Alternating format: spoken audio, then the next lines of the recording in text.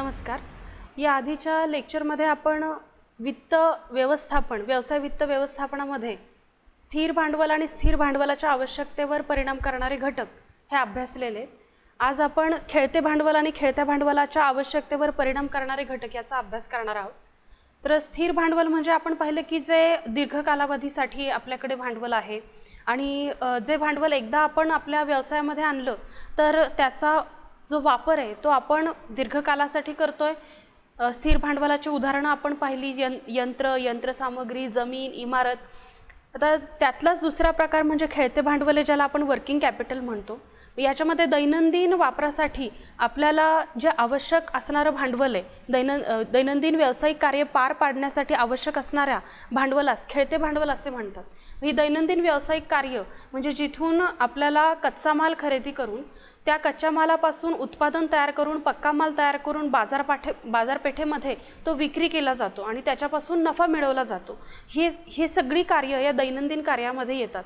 त्यामध्ये कर्मचाऱ्यांचं वेतन असेल, कर्मचाऱ्यांना प्रशिक्षण देणं असेल, इतर अधिकाऱ्यांच्या इतर काही वित्त पुरवठा करायचा असेल, आपल्याला जाहिरात करायची असेल आपल्या मालाची, त्या सगळ्याच गोष्टींचा समावेश या दैनंदिन कार्यामध्ये होतो। मग ह्या दैनंदिन कार्य पार पाडण्यासाठी आपल्याला जे भांडवल आवश्यक आहे त्याला आपण वर्किंग कॅपिटल किंवा खेळते भांडवल असं म्हणतो। मग ही खेळते भांडवल म्हणजे काय हे समजून घेण्यासाठी व्यवहार हे दोन प्रकारचे आपल्याकडे होतात। व्यवहार कंपनीमध्ये होतात, व्यवसायामध्ये एक रोख व्यवहार होऊ शकतो, दुसरा उधारीचा व्यवहार होऊ शकतो। रोख व्यवहार झाला तर आपल्याला ही जी रक्कम आहे, आपण वस्तू विक्रीची जी रक्कम आहे ती आपल्याला त्वरित मिळते। परंतु जर आपण उधार व्यवहार केला असेल, उधारीनं वस्तू विकल्या असतील तर ती अमाऊंट आपल्याला इन फ्युचर किंवा भविष्य काळामध्ये खरेदीदार देणार असतो। कारण त्यावेळी आपण असं म्हणू शकत नाहीये की आपली विक्री कमी झाली। आपण वस्तू विक्री केलेल्या असतात, आपली विक्री वाढत असते। फरक एवढा असतो की त्या विक्रीची रक्कम आपल्याला लगेच मिळत नसते, कारण आपण तो माल हा उधारीवर विकलेला असतो, क्रेडिट बेसिसवर आपण सेल केलेला असतो। मग अशा वेळी ती जी रक्कम आहे ती आपल्याला भविष्य काळामध्ये मिळणार असते, परंतु तयार माल तर आपण लगेच विक्री केलेला असतो। तोपर्यंत इतर गोष्टींसाठी जो आवश्यक पैसा आहे तो आपण ती गरज कशी भागवायची, तर त्यासाठी आपल्याला या खेळत्या भांडवलाची आवश्यकता असते की तोपर्यंतचा जी गरज आहे मग ती कोणकोणत्या प्रकारची गरज असते। तर ही पैशांची गरज आपली माल बांधणीसाठी, जर आपल्याला आवश्यक वित्त पुरवठा आहे तर त्यासाठी खेळत्या भांडवलाची गरज आहे। अनेक कारणासाठी आपल्याला कर्मचाऱ्यांचं वेतन द्यायचं असेल किंवा पॅकिंग चार्जेस असतील, आपल्याला काही वस्तूंचं पॅकिंग करायचं असेल, त्यासाठी जाहिरात करायची असेल किंवा बाजारपेठेचं संशोधन करायचं असेल, अधिक प्रमाणामध्ये माल विक्री व्हावा यासाठी आणखी प्रयत्न करायचे असतील, हे सगळे हे वित्त पुरवठ्याची गरज लागते आपल्याला, त्यासाठी खेळते भांडवल आवश्यक आहे। दैनंदिन खर्च आपल्याला भागवायचा आहे। हा दैनंदिन खर्च हा अनेक स्वरूपाचा असतो। कंपनीतले छोटे छोटे खर्च आणि उत्पादनापासून तर वितरणापर्यंतचे सगळे खर्च मिळून हे जे दैनंदिन खर्च आहेत ते भागवण्यासाठी आपल्याला खेळत्या भांडवलाची आवश्यकता असते। आता याचं एक चक्रीय आवर्तन आपल्याला दिसते खेळत्या भांडवलाचं। याची सुरुवात उत्पादनापासून होते। ज्यावेळी वस्तूंचं उत्पादन होतं त्यावेळी आपण तो माल साठा करून ठेवतो। म्हणजे विक्रीचा काळ जोपर्यंत येत नाही, जोपर्यंत आपण बाजारपेठेपर्यंत त्या वस्तू विक्रीसाठी नेत नाही तोपर्यंत त्याचा साठा करून ठेवतो, त्याला आपण माल साठा म्हणतो। त्यानंतर त्याची विक्री करण्याची वेळ येते, अशा वेळी आपण विक्री करतो वस्तूंची। विक्री केल्यानंतर जी रोखीनं विक्री केली त्याचं मूल्य आपल्याला मिळतं। परंतु जर आपण वस्तू उधारीवर विकलेल्या असतील तर ज्या वस्तू उधारीवर विकलेल्या आहेत त्याचं त्वरित आपल्याला मूल्य मिळत नाही, मग तोपर्यंत आपल्याला खेळत्या भांडवलाची आवश्यकता असते। मग हे उधारीचं जे येणारं मूल्य आहे तोपर्यंत आपल्याला पैशांची गरज भागवावी लागते कंपनीमध्ये। ती रक्कम आपण ज्यावेळी जी रक्कम मिळालेली आहे ती जमा करून ठेवतो। ही जमा रक्कम आहे त्याच्यातून कार्यकारी खर्च भागवतो। मग कार्यकारी खर्च हे अनेक प्रकारचे असतील, विम्याचा खर्च असेल, सॅलरी असेल, वेतन असेल, वीज बिल असेल, अनेक प्रकारचे कंपनीचे इतर खर्च असतील जे कार्यकारी खर्चांमध्ये येतात। ह्या जमा रकमेतून आपण ते कार्यकारी खर्च भागवतो आणि पुन्हा उत्पादनाचं चक्र सुरू होतं, उत्पादन प्रक्रिया सुरू होते। मग हे जे चक्रीय आवर्तन आहे ते पूर्ण करण्यासाठी सुद्धा आपल्याला खेळत्या भांडवलाची आवश्यकता असते। त्यानंतर आपण बघतोय खेळत्या भांडवलाच्या आवश्यकतेवर परिणाम करणारे घटक। जसं स्थिर भांडवलाच्या आवश्यकतेवर परिणाम करणारे घटक आपण अभ्यासलेले आहेत, त्याच पद्धतीने खेळत्या भांडवलाच्या आवश्यकतेवर परिणाम करणारे घटक। स्थिर भांडवल ज्यावेळी आपण अर्थ पाहिला स्थिर भांडवलाचा म्हणजे ते दीर्घकाल कालावधीसाठी आपल्या व्यवसायामध्ये आहे. खेळतं भांडवल ही सतत ये जा करत राहणारं किंवा आवक जावक होत राहणारं भांडवल, ज्याला आपण खेळतं भांडवल असं म्हणतोय, वर्किंग कॅपिटल असं म्हणतोय. या खेळत्या भांडवलाच्या आवश्यकतेवर परिणाम करणारे घटक आपल्याला बघायचे. पहिला घटक आहे व्यवसायाचे स्वरूप. मग व्यवसायाचे स्वरूप, व्यवसाय आपण कोणत्या प्रकारचा माल उत्पादित करतोय, आपल्या व्यवसायाचं स्वरूप काय आहे. दैनंदिन गरजेच्या वस्तू असतील तर त्याचं उत्पादन होत असेल आपल्या व्यवसायामध्ये, तर खेळत्या भांडवलाची आवश्यकता ही कमी लागणार आहे. आणि जर त्या चैनीच्या वस्तू असतील ज्याच्यामध्ये सतत बदल घडतोय, आधुनिक मशिनरीज आपल्याला आणाव्या लागत आहेत, वेगवेगळ्या प्रकारचे कौशल्यपूर्ण कामगार आपल्याला कामासाठी ठेवावे लागतात, त्यांना चांगलं वेतन द्यावं लागते. मग अशा वेळी आपल्याला जर चैनीच्या वस्तूंचा व्यवसाय आपली कंपनी करत असेल, तेव्हा मात्र आपल्याला खेळत्या भांडवलाची आवश्यकता जास्त लागणार आहे. खेळत्या भांडवलाची आवश्यकता कमी आणि जास्त म्हणजेच पैशांची गरज कमी किंवा जास्त. खेळते भांडवल म्हणजे हा वित्तपुरवठा घटक पाहिला आपण इथे. वित्तपुरवठा कमी लागणं म्हणजेच खेळत्या भांडवलाची आवश्यकता कमी असणं, आणि वित्तपुरवठा पैशांची गरज जास्त लागणं म्हणजे खेळत्या भांडवलाची आवश्यकता जास्त असणं. स्थिर भांडवल म्हणजे आपण एकदा खरेदी करतो मालमत्ता आणि त्यानंतर तो वारंवार खर्च आपल्याला करावा लागत नाही.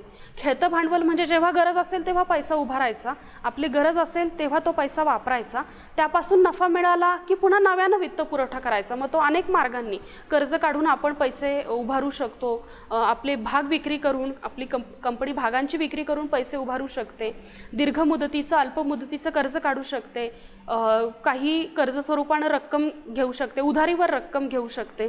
या पद्धतीने खेळत्या भांडवलाची गरज आपल्याला भागवता येते. दुसरा घटक आपण बघतोय खेळत्या भांडवलाच्या आवश्यकतेवर परिणाम करणारा व्यवसायाचे आकारमान.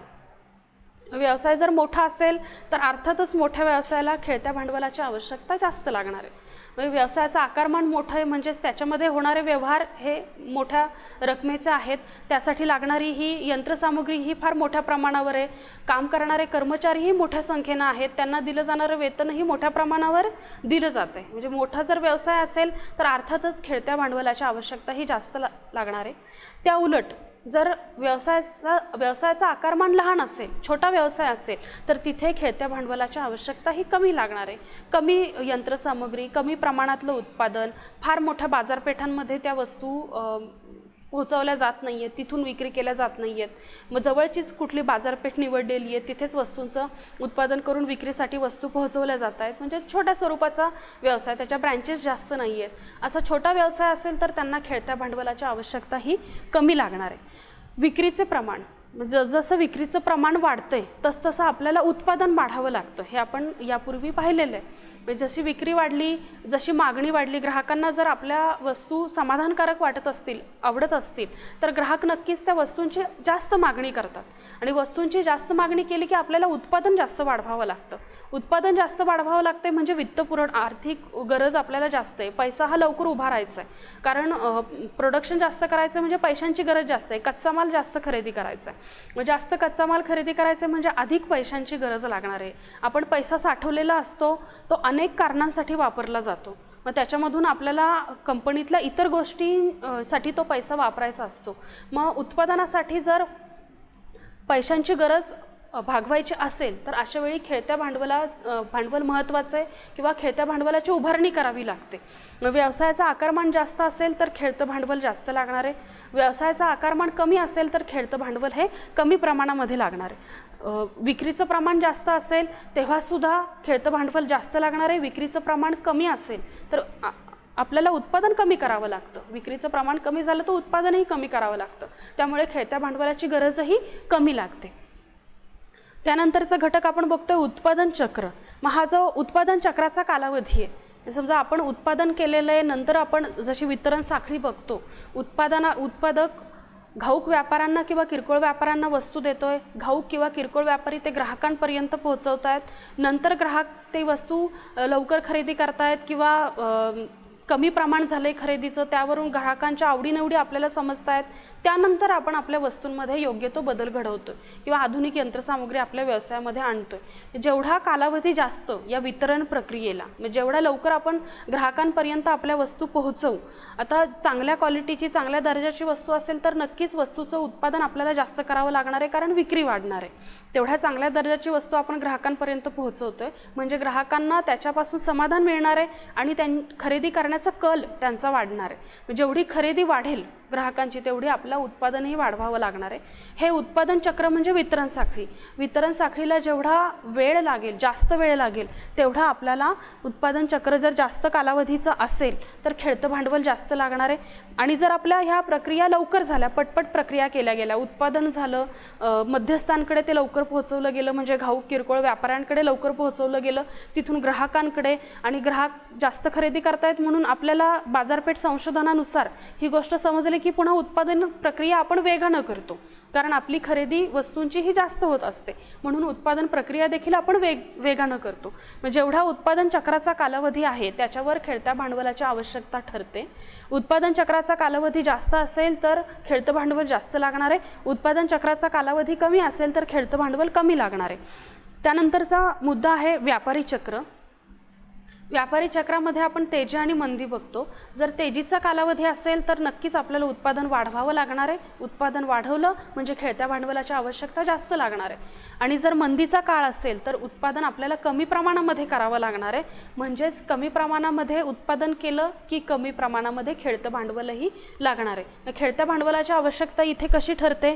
व्यापारी चक्र जर तेजी असेल तर खेळतं भांडवल जास्त लागणार आहे, मंदी असेल तर खेळतं भांडवलाची आवश्यकता ही कमी लागणार आहे। त्यानंतरचा पॉइंट आहे आपला 6वा मुद्दा, खरेदी व विक्रीच्या अटी। म्हणजे आपण जर माल खरेदी करताना रोखीनं खरेदी केला आणि विक्री करताना तो उधारीवर विकला तर आपल्याला वित्तपुरवठा हा लवकर होणार नाही, आर्थिक गरज आपली किंवा मूल्य आपल्याला लवकर येणार नाही।